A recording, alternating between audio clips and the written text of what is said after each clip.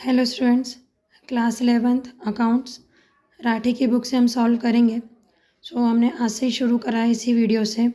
Chapter number 4 शुरू करने वाले हम, क्योंकि जो क्लास 11 के शुरुआत के चैप्टर हैं, स्टार्टिंग के जो चैप्टर्स हैं वो थ्योरेटिकल हैं। अकाउंटिंग क्वेश्चन से प्रैक्टिकल क्वेश्चन शुरू होते हैं और इस चैप्टर में स्टूडेंट्स को बहुत डाउट्स भी आते हैं। तो ये इसके राठी की बुक के हम पूरे क्वेश्चन सॉल्व करेंगे। तो हम क्वेश्चन नंबर 4 से शुरू कर रहे हैं, क्योंकि जो पहले के 3 क्वेश्चन है बहुत सिंपल है, बट स्टिल अगर आपको उसमें कोई डाउट रहता है तो आप हमें कमेंट में बता दीजिएगा, हम वो भी क्वेश्चन सॉल्व कर देंगे।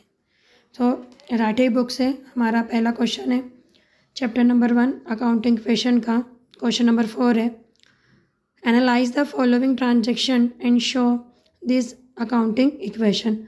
हमें जो नीचे 3 ट्रांजेक्शन दिए हुए हैं उसको अकाउंटिंग क्वेश्चन में शो करना है। पहला हमारा ट्रांजैक्शन है, good sold worth ₹60,000 to Lavanya on credit, cost ₹50,000। यहाँ पर हमने लावण्या को 60,000 रुपये का माल उधार बेचा है और जिनकी कॉस्ट थी, मतलब जो हमें 50,000 रुपये हमें कॉस्ट आई थी जब हमने उनको ख़रीदा था या बनाया था, जो भी है। तो इस इक्वेशन के बाद में अकाउंटिंग इक्वेशन कैसी रहेगी, इक्वल हो पाएगी या नहीं, वो चेक करते हैं।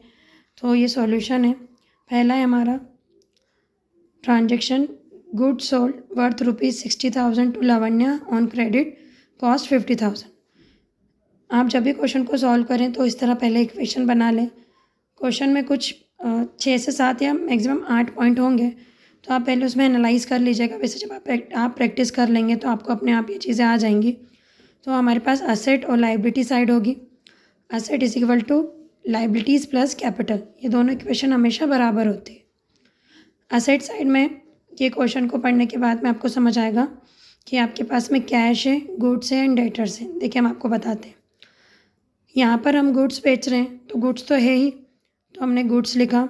उसके अलावा दूसरे इक्वेशन में हमें 75,000 रिसीव करा है, मतलब कैश भी होगा, तो इसलिए हमने कैश लिखा। कैश प्लस गुड्स दोनों ही असेट होती है, कैश भी हमारी असेट है एंड गुड्स भी हमारी असेट ही।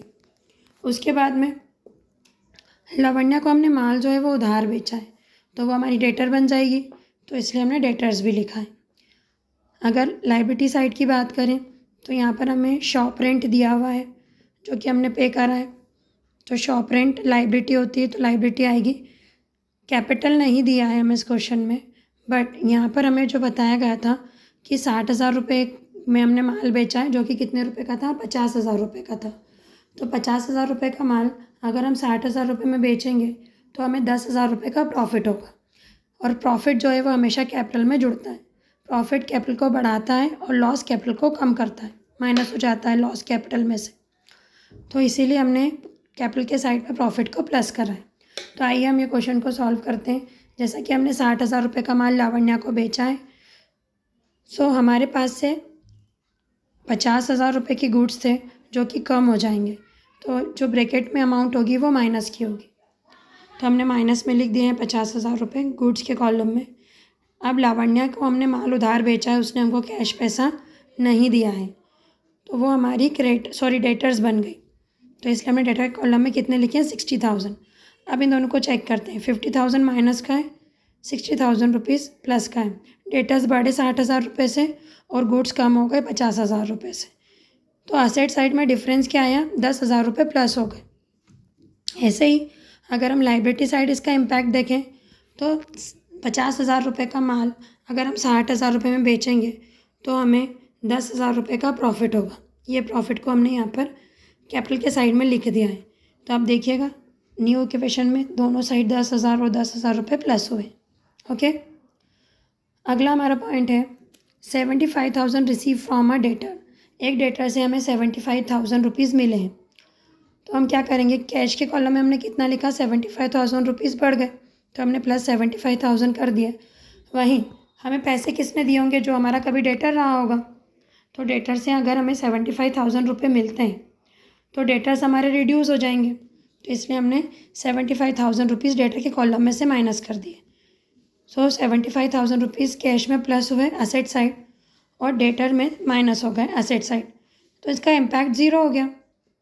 वहीं लाइबिलिटी साइड हमारा, कैपिटल साइड हमारा कुछ नहीं हुआ, तो वो भी ज़ीरो है। तो न्यू इक्वेशन क्या हो गई, 0 इज इक्वल टू 0। यहाँ पर इस ट्रांजेक्शन का कोई भी इम्पैक्ट दोनों तरफ नहीं पड़ा। ओके, तीसरा ट्रांजेक्शन है हमारा paid shop rent 8,000 for cash. 8,000 रुपये हमने शॉप रेंट के दिए हैं कैश में। इससे क्या होगा, इससे कैश में हमारा 8,000 रुपये रिड्यूस हो जाएगा, तो हमने माइनस में लिख दिया 8,000 रुपये। गुड्स पे कोई इम्पैक्ट नहीं है, डेटर्स पे कोई इम्पैक्ट नहीं है, तो हमने ज़ीरो लिख दिया। वैसे ही अगर हम इधर देखें लाइबिलिटी साइड, तो शॉप रेंट देना हमारी लाइबिलिटी होती है। तो अगर हमने लाइबिलिटी चुकाई, पेमेंट कराए, तो लाइबिलिटी भी हमारी कहीं ना कहीं रिड्यूस हुई है, तो लाइबिलिटी में से भी हमारे 8,000 रुपये माइनस हो गए। तो 8,000 रुपये असेट में कम हुए, 8,000 रुपये लाइबिलिटीज़ में कम हुए। तो वापस हमारी इक्वेशन जो है, दोनों तरफ सेम इम्पैक्ट है, तो दोनों तरफ हमारी न्यू इक्वेशन जो है वो बराबर हो गई। तो स्टूडेंट्स, आपको ये क्वेश्चन समझ में आया? अगर आपको अच्छे से समझ में आया हो तो वीडियो को लाइक कीजिएगा और चैनल को सब्सक्राइब कीजिएगा।